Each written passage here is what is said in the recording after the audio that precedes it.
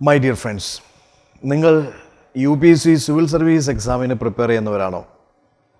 എങ്കിൽ നമുക്കറിയാം UPSC civil service എക്സാമിൻ്റെ ആദ്യത്തെ ഘട്ടം എന്ന് പറയുന്നത് പ്രിലിമിനറി എക്സാമിനേഷനാണ്. ഒബ്ജക്റ്റീവ് എക്സാമാണ്, 2 പേപ്പേഴ്സ് ഉണ്ട്.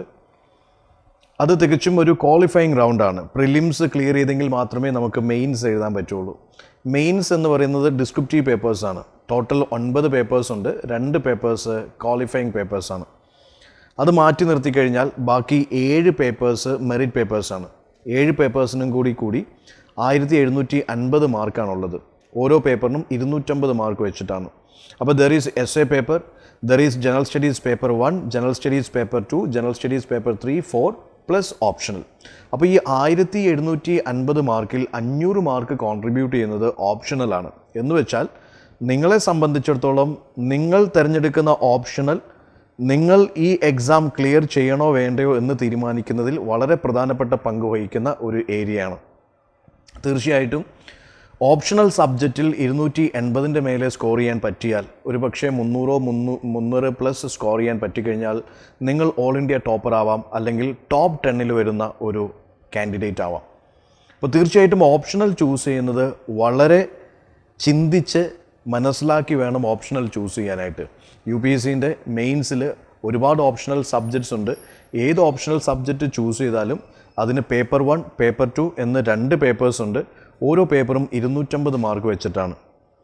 ഓപ്ഷണൽ സബ്ജക്റ്റ് ഹിസ്റ്ററി എടുത്താലും, ജോഗ്രഫി എടുത്താലും, ആന്ത്രോപോളജി എടുത്താലും, ബോട്ടണി എടുത്താലും, മലയാളം എടുത്താലും, സുവോളജി എടുത്താലും, സോഷ്യോളജി എടുത്താലും അതിനെല്ലാം 250 മാർക്കിൻ്റെ 2 പേപ്പേഴ്സ്, പേപ്പർ 1, പേപ്പർ 2 എന്ന് 2 പേപ്പേഴ്സ് ഉണ്ട്. ഇനി എന്താണ് ഒരു മാനദണ്ഡം? എന്താണ് ഓപ്ഷണൽ സബ്ജക്റ്റ് ചൂസ് ചെയ്യുമ്പോൾ നിങ്ങൾ എന്തെല്ലാമാണ് ശ്രദ്ധിക്കേണ്ടത്? തീർച്ചയായിട്ടും നിങ്ങൾക്ക് താല്പര്യമുള്ള, മറ്റുള്ളവരുടെ നിർബന്ധത്തിന് വഴങ്ങി, അല്ലെങ്കിൽ മറ്റുള്ളവർക്ക് അത് ഈസി ആയിരുന്നു എന്നൊരു കാരണം കൊണ്ട് ഒരു ഓപ്ഷണൽ ചൂസ് ചെയ്യുന്നതിൽ യാതൊരു അർത്ഥവുമില്ല. മറ്റുള്ളവർക്ക് ആ ഓപ്ഷണൽ ഒരുപക്ഷെ ഈസി ആയിരുന്നായിരിക്കാം, അല്ലെങ്കിൽ അവർക്ക് വളരെ ഭംഗിയായിട്ട് സിലബസ് ചെയ്യാൻ പറ്റി കാണുമായിരിക്കാം. എന്ന് വെച്ച് അത് നിങ്ങൾക്ക് ഈസി ആയിക്കോണമെന്ന് നിർബന്ധമില്ല. ഓപ്ഷണൽ ചൂസ് ചെയ്യുമ്പോൾ തീർച്ചയായിട്ടും നിങ്ങൾക്ക് താല്പര്യമുള്ള, നിങ്ങൾ വളരെ പാഷനേറ്റ് ആയിട്ടുള്ള, എക്സ്ട്രാ റീഡിങ് ചെയ്യാൻ ഇഷ്ടമുള്ള, താല്പര്യമുള്ള ഒരു സബ്ജക്റ്റ് വേണം ചൂസ് ചെയ്യാനായിട്ട്. UPSCൻ്റെ ഒഫീഷ്യൽ വെബ്സൈറ്റിൽ ചെന്നാൽ നിങ്ങൾക്ക് എല്ലാ ഓപ്ഷണൽ സബ്ജക്ട്സിൻ്റെ സിലബസ് കാണാൻ പറ്റും, പ്രീവിയസ് ഇയർ ക്വസ്റ്റ്യൻസ് കാണാൻ പറ്റും. ആ സിലബസ് ഭംഗിയായിട്ട് ഡീറ്റെയിൽ ആയിട്ട് നോക്കുക. അതുപോലെ തന്നെ പ്രീവിയസ് ഇയർ ക്വസ്റ്റ്യൻസും നോക്കുക. അതിനുശേഷം നിങ്ങൾക്ക് ഒരു എക്സ്പേർട്ട് ഒപ്പീനിയൻ എടുക്കാം. തീർച്ചയായിട്ടും നിങ്ങൾക്ക് ചെയ്യാൻ പറ്റുന്ന, നിങ്ങൾക്ക് ഭംഗിയായിട്ട് എക്സ്ട്രാ റീഡിങ് കൊടുക്കാൻ പറ്റുന്ന, അല്ലെങ്കിൽ നിങ്ങൾക്ക് 100% കോൺഫിഡൻസ് ഉള്ള, അല്ലെങ്കിൽ നല്ല ഗൈഡൻസ് കിട്ടുന്ന, സപ്പോർട്ട് മെക്കാനിസം അവൈലബിൾ ആയിട്ടുള്ള ഒരു ഓപ്ഷണൽ നിങ്ങൾക്ക് ചൂസ് ചെയ്യാം. പ്രത്യേകിച്ച് ഗ്രാജുവേഷനിലോ മാസ്റ്റേഴ്സിലൊക്കെ പഠിച്ച ഒരു ഓപ്ഷണൽ കൂടിയാണെങ്കിൽ you will get an edge over others. അപ്പോൾ ഓപ്ഷണൽ സബ്ജക്റ്റ് എല്ലാ പേപ്പേഴ്സും UPSC ഒരു കാരണവശാലും ഓപ്ഷണൽ പേപ്പേഴ്സിൽ ഒരു ഡിസ്ക്രിമിനേഷൻ ക്രൈറ്റീരിയ സെറ്റ് ചെയ്തിട്ടില്ല. ഇന്ന പേപ്പേഴ്സ് സ്കോറിംഗ് ആണ്, ഇന്ന പേപ്പേഴ്സ് സ്കോറിംഗ് അല്ല എന്നുള്ളൊരു സംഭവമില്ല. ഓപ്ഷണൽ തികച്ചും, ഓപ്ഷണലിൻ്റെ സ്കോർ തികച്ചും അത് സബ്ജക്റ്റീവാണ്. നിങ്ങളതിൽ അധ്വാനിച്ചാൽ, നിങ്ങളതിൽ നല്ല രീതിയിൽ പണിയെടുത്താൽ, അല്ലെങ്കിൽ നല്ലോണം പ്രിപ്പയർ ചെയ്ത് കഴിഞ്ഞാൽ തീർച്ചയായിട്ടും നിങ്ങൾക്കത് സ്കോർ ചെയ്യാൻ പറ്റും. അപ്പോൾ അതിൽ താല്പര്യമുള്ള, വളരെയധികം നിങ്ങൾക്ക് ഇഷ്ടമുള്ള ഒരു ഓപ്ഷണൽ സബ്ജക്റ്റ് ചൂസ് ചെയ്യാൻ ശ്രമിക്കുക. കാരണം മറ്റുള്ളവരുടെ നിർബന്ധത്തിന് വഴങ്ങിയോ, അല്ലെങ്കിൽ മറ്റുള്ളവരുടെ അഡ്വൈസ് കേട്ട് ഒരു ഓപ്ഷണൽ സബ്ജക്റ്റ് ചൂസ് ചെയ്ത് പകുതി വഴിക്ക് വെച്ച് നിങ്ങളത് ഒഴിവാക്കി കഴിഞ്ഞാൽ അത്രയും സമയവും നഷ്ടമാണ്, എനർജി നഷ്ടമാണ്, ഒബ്വിയസ്ലി പൈസ നഷ്ടമാണ്. പിന്നെ വേറൊരു ഓപ്ഷനിൽ ചൂസ് ചെയ്യണം, അത് ഒന്നേന്ന് തുടങ്ങണം. അതിനേക്കാൾ നല്ലത് എടുക്കുമ്പോൾ തന്നെ നിങ്ങൾ വളരെയധികം ആലോചിച്ച് നിങ്ങൾക്ക് ചെയ്യാൻ പറ്റും, നിങ്ങൾക്ക് താല്പര്യമുള്ള, ഇഷ്ടമുള്ള, ഗൈഡൻസ് അവൈലബിൾ ആയിട്ടുള്ള നല്ലൊരു ഓപ്ഷണൽ സബ്ജക്റ്റ് ചൂസ് ചെയ്യാനായിട്ട് ശ്രദ്ധിക്കുക.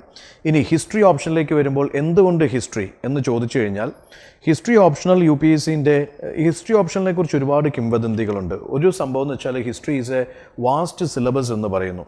പക്ഷേ നിങ്ങൾ മനസ്സിലാക്കേണ്ട ഒരു റിയാലിറ്റി എന്താണെന്ന് വെച്ച് കഴിഞ്ഞാൽ, ഹിസ്റ്ററി ഓപ്ഷനിൽ നിങ്ങൾക്ക് കാണാൻ പറ്റും ഓരോ മൊഡ്യൂളിൻ്റെ പേര് കൊടുത്തിരിക്കുന്നതോടൊപ്പം, യൂണിറ്റിൻ്റെ പേര് കൊടുത്തിരിക്കുന്നതോടൊപ്പം അതിലെ ടോപ്പിക്സും സബ് ടോപ്പിക്സ് എല്ലാം വളരെ ഡീറ്റെയിൽഡ് ആയിട്ടാണ് പ്രസൻറ്റ് ചെയ്തിരിക്കുന്നത്. നിങ്ങൾ കാണുമ്പോൾ അത് വളരെ വലിയൊരു സിലബസ് ആണെന്ന് തോന്നിപ്പോകും. പക്ഷേ റിയാലിറ്റി എന്താണെന്ന് വെച്ച് കഴിഞ്ഞാൽ, നിങ്ങൾ ഈ പഠിക്കുന്ന പ്രിലിംസിലും മെയിൻസിലും പഠിക്കേണ്ട ഏരിയാസ് തന്നെയാണ് അവിടെയും കവർ ചെയ്യാനുള്ളത്. ആൻഷ്യൻ ഇന്ത്യ എന്തായാലും നിങ്ങൾക്ക് പ്രിലിംസിന് പഠിച്ചേ പറ്റുള്ളൂ, മിഡീവൽ ഇന്ത്യ പഠിച്ചേ പറ്റുള്ളൂ, മോഡേൺ ഇന്ത്യ പഠിച്ചേ പറ്റുള്ളൂ, വേൾഡ് ഹിസ്റ്ററി പഠിച്ചേ പറ്റുള്ളൂ, ആർട്ട് ആൻഡ് കൾച്ചർ പഠിച്ചേ പറ്റുള്ളൂ. കാരണം പ്രിലിംസിലും മെയിൻസിലൊക്കെ ഏറ്റവും കൂടുതൽ അല്ലെങ്കിൽ ഹിസ്റ്ററീൻ്റെ മർമ്മപ്രധാനമായിട്ടുള്ള ഏരിയാസാണ് ഈ പറയുന്ന ആൻഷ്യൻറ്റും മിഡീവലും മോഡേണും ആർട്ട് ആൻഡ് കൾച്ചറൊക്കെ.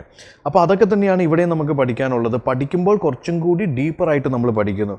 പക്ഷേ അത് വീണ്ടും നിങ്ങൾക്ക് ജി എസിൽ ഗുണം ചെയ്യും.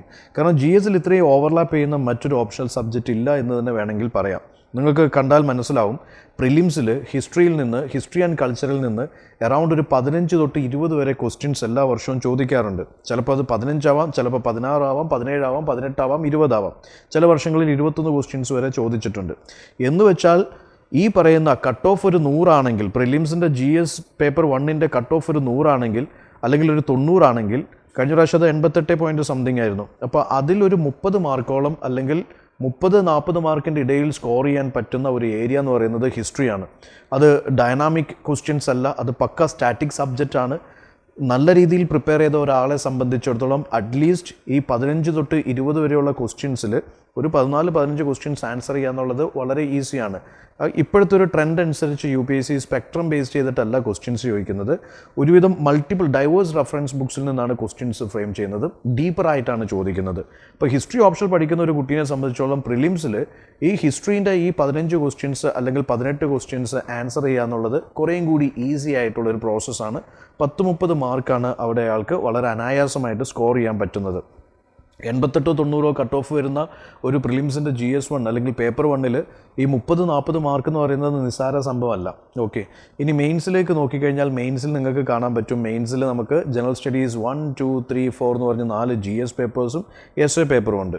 അവിടെ എല്ലാം ഈ ഹിസ്റ്ററി ഭയങ്കര ക്രൂഷ്യലാണ്. ഹിസ്റ്ററീൻ്റെ അണ്ടർസ്റ്റാൻഡിങ്, ഹിസ്റ്ററി നിങ്ങൾക്ക് സൊസൈറ്റി പഠിക്കണമെങ്കിലും, എക്കണോമി പഠിക്കണമെങ്കിലും, അഗ്രികൾച്ചർ പഠിക്കണമെങ്കിലും, ലാൻഡ് റിഫോംസ് പഠിക്കണമെങ്കിലും, ഇൻ്റർനാഷണൽ റിലേഷൻസ് പഠിക്കണമെങ്കിലും, അല്ലെങ്കിൽ തിങ്കേഴ്സ് പഠിക്കണമെങ്കിലും, അവിടെ എല്ലാം ഹിസ്റ്ററീൻ്റെ ഒരു ബാക്ക്ഗ്രൗണ്ട് ഉണ്ടാവുക എന്നുള്ളത് വളരെ വളരെ ക്രൂഷ്യലാണ്.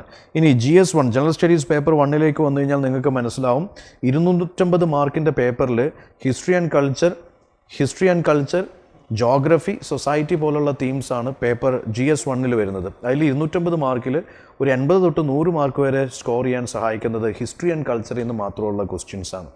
അപ്പോൾ നന്നായിട്ട് പഠിക്കുന്ന ഒരാളെ സംബന്ധിച്ചിടത്തോളം പ്രിലിംസിലും നന്നായിട്ട് പെർഫോം ചെയ്യാൻ പറ്റും, GS1ലും നന്നായിട്ട് പെർഫോം ചെയ്യാൻ പറ്റും.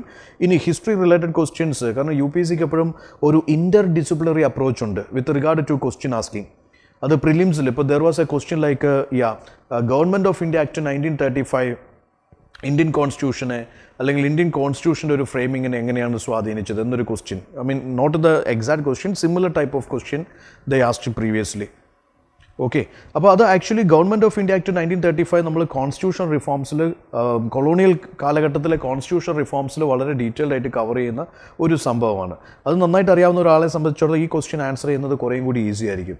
ഇനി നമ്മുടെ ഇൻ്റർനാഷണൽ റിലേഷൻസ് GS2ൽ വരുമ്പോൾ പലപ്പോഴും ചിലപ്പോൾ കൊളോണിയൽ പാസ്റ്റും അല്ലെങ്കിൽ ഈ പറയുന്ന ലൈക്ക് കൊളോണിയൽ ഇൻ്റർനാഷണൽ റിലേഷൻസ് അല്ലെങ്കിൽ പോസ്റ്റ് ഇൻഡിപെൻഡൻറ്റ് ഇൻ്റർനാഷണൽ റിലേഷൻസും കറണ്ട് ഇൻ്റർനാഷണൽ റിലേഷൻസും, ഫോർ എക്സാമ്പിൾ UPSCക്ക് വേണമെങ്കിൽ ചോദിക്കാം, നോൺ അലൈൻമെൻറ്റ് മൂവ്മെൻറ്റ് ഇന്ന് പ്രസക്തമാണോ, അല്ലെങ്കിൽ അതിൽ എന്തെല്ലാം ഫ്ലക്ച്വേഷൻസ്, ഡീവിയേഷൻസ് ആണ് ഇന്നത്തെ ഫോറിൻ പോളിസിയിൽ സംഭവിച്ചിരിക്കുന്നത്.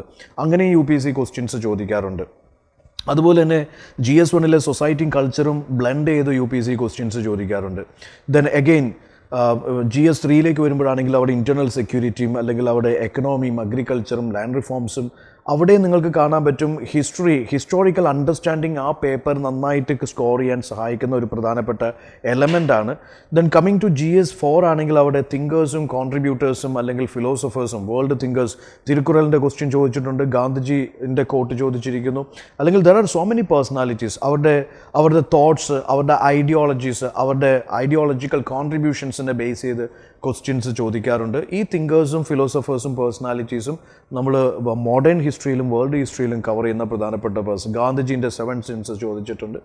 സോ ഈ പറഞ്ഞ പേപ്പേഴ്സ് കൂടാണ്ട് എസ്സേയിലാണെങ്കിൽ ഏത് ടോപ്പിക്സ് വന്നാലും നിങ്ങൾ ഈ 1200 വേർഡ്സിൽ എസ്സേ എഴുതുമ്പോൾ ഒരു ഹിസ്റ്റോറിക്കൽ പെർസ്പെക്റ്റീവിൽ മിനിമം ഒരു പാരഗ്രാഫ് നിങ്ങൾക്ക് എഴുതാൻ പറ്റും. അപ്പോൾ ഹിസ്റ്ററി എന്ന് പറയുന്നൊരു സബ്ജക്റ്റ്, ഹിസ്റ്ററി ആൻഡ് കൾച്ചർ എന്ന് പറയുന്നൊരു പേപ്പർ തീർച്ചയായിട്ടും GSലും പ്രിലിംസിലൊക്കെ അല്ലെങ്കിൽ മെയിൻസിലും പ്രിലിംസിലൊക്കെ ഒരേപോലെ വളരെയധികം വെയിറ്റേജ് ഉള്ള അല്ലെങ്കിൽ നല്ലോണം ഓവർലാപ്പ് ചെയ്യുന്ന ഒരു സബ്ജക്റ്റാണ്. അതുതന്നെയാണ് ഹിസ്റ്ററി ഓപ്ഷനിൻ്റെ ഒരു വലിയൊരു അഡ്വാൻറ്റേജ് എന്ന് പറയുന്നത്.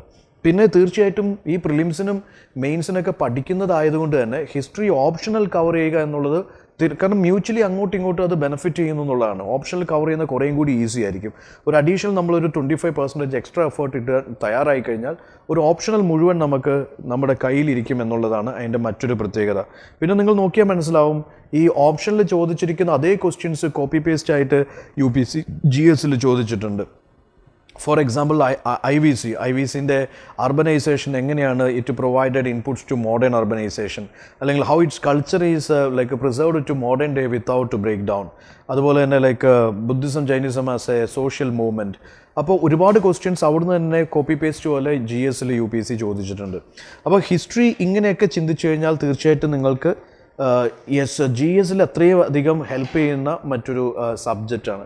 മറ്റൊരു അഡ്വാൻറ്റേജ് എന്ന് പറയുന്നത് ഹിസ്റ്ററീനെ സംബന്ധിച്ചിടത്തോളം നിങ്ങൾക്കതിൻ്റെ റെഫറൻസ് മെറ്റീരിയലോ അല്ലെങ്കിൽ അഡീഷണൽ റീഡിങ്ങിന് വേണ്ടിയിട്ടുള്ള ബുക്സോ തേടി ഓടി നടക്കുകയോ അലഞ്ഞു നടക്കുകയോ ചെയ്യേണ്ട ആവശ്യമില്ലെന്നുള്ളതാണ്. കാരണം മറ്റുള്ള പല ഓപ്ഷനിലും പ്രത്യേകത എന്ന് വെച്ചാൽ പലതിനും വളരെ ഓതൻറ്റിക് ആയിട്ടുള്ള റെഫറൻസ് ബുക്സ് അല്ലെങ്കിൽ ജെനുവിൻ മെറ്റീരിയൽസ് അവൈലബിൾ അല്ല എന്നുള്ളത് ആസ്പിരൻസിനെ കുഴപ്പിക്കുന്ന ഒരു ഘടകമാണ്. ഇവിടെ നിങ്ങളുടെ സംബന്ധിച്ചിടത്തോളം ഏറ്റവും ഇമ്പോർട്ടൻ്റ് ആയിട്ടുള്ളൊരു പ്രത്യേകത, ഹിസ്റ്ററിക്ക് നിങ്ങൾക്ക് ഏത് റെഫറൻസ് എടുക്കണം, അതിൻ്റെ ഹിസ്റ്റോറിയോഗ്രാഫി പഠിക്കണം, ഹിസ്റ്റോറിയൻസിൻ്റെ ഒപ്പീനിയൻസ് പഠിക്കണം, അല്ലെങ്കിൽ പല ഇഷ്യൂസിനെയും അനാലിറ്റിക്കലായിട്ട് അപ്രോച്ച് ചെയ്യണം. എന്തിനും നിങ്ങൾക്ക് ഇവിടെ സോഴ്സസ് ഉണ്ട് എന്നുള്ളതാണ് ഇതിൻ്റെ ഒരു പ്രത്യേകത. മൾട്ടിപ്പിൾ സോഴ്സസ് അവൈലബിൾ ആണ് എന്നുള്ളതാണ് ഇതിൻ്റെ ഒരു പ്രത്യേകത. ഇനി സിലബസ് നോക്കിയാൽ നിങ്ങൾക്ക് മനസ്സിലാവും, ആൻഷ്യൻ്റ് ഇന്ത്യ ആയിക്കോട്ടെ, മിഡീവൽ ഇന്ത്യ ആയിക്കോട്ടെ, മോഡേൺ ഇന്ത്യ ആയിക്കോട്ടെ, വേൾഡ് ഹിസ്റ്ററി ആയിക്കോട്ടെ, ഓൾമോസ്റ്റ് 80% മൊഡ്യൂൾസും നിങ്ങൾക്ക് കാണാൻ പറ്റും. അത് GSൻ്റെ സിലബസുമായിട്ട് സിങ്ക് ആവുന്നതാണ്. ഓക്കെ, നമുക്ക് മേ ബി പുതിയതായിട്ട് പഠിക്കാനുള്ളത് വളരെ കുറച്ച്, മേ ബി ഒരു 20% 25% മാത്രമേ നമുക്ക് അഡീഷണലി പുതിയതെന്ന് തോന്നുന്ന സംഭവങ്ങൾ അതിൽ പഠിക്കാനായിട്ടുള്ളൂ.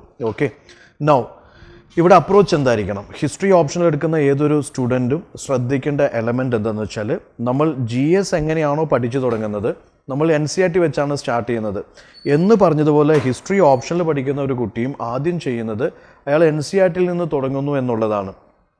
NCERT ബേസിക്സ് വെച്ച് തുടങ്ങുന്നു എന്നുള്ളതാണ് അതിൻ്റെ ഒരു പ്രത്യേകത. പിന്നെ പഠിക്കുന്നതിന് പ്രോപ്പറായിട്ടൊരു ഓർഡർ ഉണ്ടാവണം എന്നുള്ളത് ഇമ്പോർട്ടൻ്റ് ആണ്. നമ്മൾ റാൻഡമായിട്ട് കുറച്ച് വേൾഡ് ഹിസ്റ്ററി, കുറച്ച് പോസ്റ്റ് ഇൻഡിപെൻഡൻസ്, കുറച്ച് ആൻഷ്യൻ്റ് ഇന്ത്യ, കുറച്ച് മിഡീവൽ ഇന്ത്യ, കുറച്ച് ആർട്ട് ആൻഡ് കൾച്ചർ, കുറച്ച് ലൈക്ക് ഗൂഗിളിൽ സെർച്ച് ചെയ്ത കണ്ടൻറ്റ്, അങ്ങനെ അവിടുന്ന് ഇവിടുന്നും റാൻഡമായിട്ട് എന്തെങ്കിലും കളക്ട് ചെയ്തിട്ട് നമുക്കൊരിക്കലും ഹിസ്റ്ററി ഓപ്ഷനോട് ജസ്റ്റിസ് ചെയ്യാൻ പറ്റത്തില്ല. അപ്പോൾ അത് വളരെ കൃത്യമായിട്ട് സിസ്റ്റമാറ്റിക് ആയിട്ട് പഠിക്കുക എന്നുള്ളതും, കാരണം ഇതിൻ്റെ ക്രോണോളജി അറിഞ്ഞിരിക്കുക എന്നുള്ളതും വളരെ ഇമ്പോർട്ടൻ്റ് ആണ്. അല്ലെങ്കിൽ പ്രോപ്പറായിട്ട് ഓരോന്നും എപ്പോൾ സംഭവിച്ചു, എന്തുകൊണ്ട് സംഭവിച്ചു, എങ്ങനെ സംഭവിച്ചു, അതിൻ്റെ പരിണിത ഫലങ്ങൾ എന്തെല്ലാമാണ് എന്നുള്ള രീതിയിൽ വളരെ കൃത്യമായിട്ട് ഒരു ഓർഡറിൽ പഠിക്കുമ്പോഴാണ് ഹിസ്റ്ററി നമുക്ക് സ്കോറിങ് ആവുന്നത്. മറ്റൊന്ന് ഇതിൽ ലൈക്ക് നോട്ട് മേക്കിങ്ങിന് നിങ്ങൾക്ക് കാണാൻ പറ്റും, അതിൻ്റെ കോഴ്സസ് അറിഞ്ഞിരിക്കണം, അതിൻ്റെ കോഴ്സ് അറിഞ്ഞിരിക്കണം, അതിൻ്റെ കോൺസിക്വൻസസ് അറിഞ്ഞിരിക്കണം, അതിൻ്റെ ക്രിട്ടിക്കൽ അനാലിസിസ് അല്ലെങ്കിൽ ക്രിട്ടിക്കൽ പെർസ്പെക്റ്റീവ്സ് അറിഞ്ഞിരിക്കണം. ഓക്കെ, അപ്പോൾ നോട്ട് മേക്കിംഗ് ആണെങ്കിലും ഈ ഒരു പ്രോസസ്സിലായിരിക്കണം നമ്മൾ ചെയ്യേണ്ടത്. വെറുതെ ടൈം ലൈൻ എഴുതി വെച്ചതുകൊണ്ടോ കുറേ ഫാക്ട്സ് എഴുതി വെച്ചതുകൊണ്ടോ നമുക്ക് ഓപ്ഷണലിൽ സ്കോർ ചെയ്യാൻ പറ്റത്തില്ല. മറ്റൊരു പ്രധാനപ്പെട്ട എലമെൻറ്റ്, ഓരോ ഈവൻറ്റിനെ കുറിച്ച് ഈ എക്സ്പേർട്സിൻ്റെ ഒപ്പീനിയൻസ്, എസ്പെഷ്യലി ഹിസ്റ്റോറിയൻസിൻ്റെ ഒപ്പീനിയൻസ്, അവരുടെ വ്യൂ പോയിൻറ്റ്സ്, അത് നമ്മൾ അറിഞ്ഞിരിക്കുക എന്നുള്ളതും വളരെ ഇമ്പോർട്ടൻ്റ് ആണ്. പാസ്റ്റിനെ പ്രസൻറ്റുമായിട്ട് കണക്ട് ചെയ്യുന്ന അല്ലെങ്കിൽ അങ്ങനെ റിലേറ്റ് ചെയ്യാൻ പറ്റുന്ന ഒരു അപ്രോച്ച് ഹിസ്റ്ററി ഓപ്ഷണലിൽ വളരെ ക്രൂഷ്യലാണ്. പിന്നെ തീർച്ചയായിട്ടും പ്രീവിയസ് ഇയർ ക്വസ്റ്റ്യൻസ്, കഴിഞ്ഞ 5 വർഷത്തെയോ 10 വർഷത്തെയോ പ്രീവിയസ് ഇയർ ക്വസ്റ്റ്യൻസ് നല്ല രീതിയിൽ നിങ്ങൾ ലൈക്ക് റിവൈസ് ചെയ്യുക, അല്ലെങ്കിൽ അത് പ്രാക്ടീസ് ചെയ്യുക, അല്ലെങ്കിൽ get through that previous year questions of paper 1 paper 2. ഈ എലമെൻറ്റും ഹിസ്റ്ററി ഓപ്ഷനിൽ മാത്രമല്ല വേറെ ഏത് ഓപ്ഷനിലാണെങ്കിലും പ്രീവിയസ് ഇയർ ക്വസ്റ്റ്യൻസ് നിങ്ങളെ വളരെയധികം എവിടെ നിങ്ങൾ ഫോക്കസ് ചെയ്യണം, ഫോക്കസ് ചെയ്യേണ്ട എന്നുള്ളൊരു എലമെൻറ്റ് അറിയാൻ നിങ്ങളെ സഹായിക്കുന്ന ഒരു പ്രധാനപ്പെട്ട എലമെൻറ്റാണ്. ഇനിയുള്ളത് ആൻസർ റൈറ്റിംഗ് ആണ്. തീർച്ചയായിട്ടും ഓപ്ഷണൽ പഠിച്ചതിന് ശേഷം ആൻസർ റൈറ്റിംഗ് ചെയ്യാമെന്ന് വിചാരിക്കുന്നത് മണ്ടത്തരമാണ്. ഓപ്ഷണൽ പഠിക്കുന്നതിനോടൊപ്പം തന്നെ എൻ്റെ അഭിപ്രായത്തിൽ നിങ്ങൾ ഓരോ തീമും കംപ്ലീറ്റ് ചെയ്യുന്നതിനോടൊപ്പം തന്നെ അതിൻ്റെ റിലേറ്റഡ് ആയിട്ടുള്ള ക്വസ്റ്റ്യൻസും പ്രാക്ടീസ് ചെയ്ത് പോകണം. അല്ലാണ്ട് ഒരു വർഷം ഓപ്ഷനിലും അടുത്ത വർഷം ആൻസർ റൈറ്റിംഗും എന്നുള്ളതൊരു മണ്ടൻ സ്ട്രാറ്റജി ആയിട്ട് ഞാൻ കരുതുന്നുള്ളൂ. ഓരോ തീമും കംപ്ലീറ്റ് ചെയ്യുന്നതിനോടൊപ്പം തന്നെ നിങ്ങൾ അത് റിലേറ്റ് ചെയ്യുന്ന ക്വസ്റ്റ്യൻസ് പ്രാക്ടീസ് ചെയ്ത് പോവുക, അതിന് കൃത്യമായിട്ടും വ്യക്തമായിട്ടും ഫീഡ്ബാക്ക് എടുത്ത് പോവുക എന്നുള്ളത് ഇമ്പോർട്ടൻ്റ് ആണ്. ആൻസേഴ്സ് എഴുതുന്നതിനോടൊപ്പം തന്നെ അതിന് കൃത്യമായ ഫീഡ്ബാക്ക് കിട്ടുക നേടുക എന്നുള്ളതും ഇമ്പോർട്ടൻ്റ് ആണ്. അപ്പോൾ ഇതെല്ലാം ഉൾക്കൊള്ളിച്ചുകൊണ്ടുള്ളൊരു പ്രോഗ്രാമാണ് ഗാലൻ്റ് IASൽ ഹിസ്റ്ററി ഓപ്ഷനിൽ നമ്മൾ ചെയ്യുന്നത്. തീർച്ചയായിട്ടും അതിൻ്റെ സിലബസ് ഭംഗിയായിട്ട് കവർ ചെയ്യുന്നു, അതിൻ്റെ പ്രീവിയസ് ക്വസ്റ്റ്യൻസ് ഡിസ്കസ് ചെയ്യുന്നു, അതിൻ്റെ ടെസ്റ്റ് സീരീസ് കണ്ടക്ട് ചെയ്യുന്നു, അതിൻ്റെ historiography, ancient medieval modern world historiography cover ചെയ്യുന്നു, മാപ്പ് പോർഷൻ കവർ ചെയ്യുന്നു. അതിനോടൊപ്പം തന്നെ we will have loads of interactions, the mentor-mentee interactions that is on various issues and topics and events of the history that will help us to develop പല പെർസ്പെക്റ്റീവ്സും develop ചെയ്യാൻ സഹായിക്കുന്നു. Monotonous ആയിട്ടുള്ള answers ഒരിക്കലും അത് ശോഭിക്കുന്നില്ല, അല്ലെങ്കിൽ അത് സ്കോറിംഗ് അല്ല. അപ്പോൾ എങ്ങനെ നിങ്ങൾക്ക് പുതിയൊരു ആൻസർ എഴുതാം, യുണീക്കായിട്ട് എഴുതാം, അല്ലെങ്കിൽ പല ഡയമെൻഷൻസിൽ നിങ്ങൾക്ക് അതിനെ ചിന്തിക്കാം എന്നുള്ളതും ഇവിടെ ഇമ്പോർട്ടൻ്റ് ആണ്. So all the best. History optional നിങ്ങൾക്ക് ജോയിൻ ചെയ്യാൻ താല്പര്യമുണ്ടെങ്കിൽ, അതിനെക്കുറിച്ച് കൂടുതൽ അറിയാൻ, ഗാലൻ്റ് IAS അക്കാദമീൻ്റെ ഓപ്ഷനിനെ കുറിച്ച് അറിയാൻ താല്പര്യമുണ്ടെങ്കിൽ നിങ്ങൾക്ക് ഇവിടെ തന്നിരിക്കുന്ന കോൺടാക്റ്റ് നമ്പറിൽ ബന്ധപ്പെടാം, അല്ലെങ്കിൽ ഗൂഗിൾ ഫോമിൽ അപ്ലൈ ചെയ്യാം. Okay, all the best. Thank you.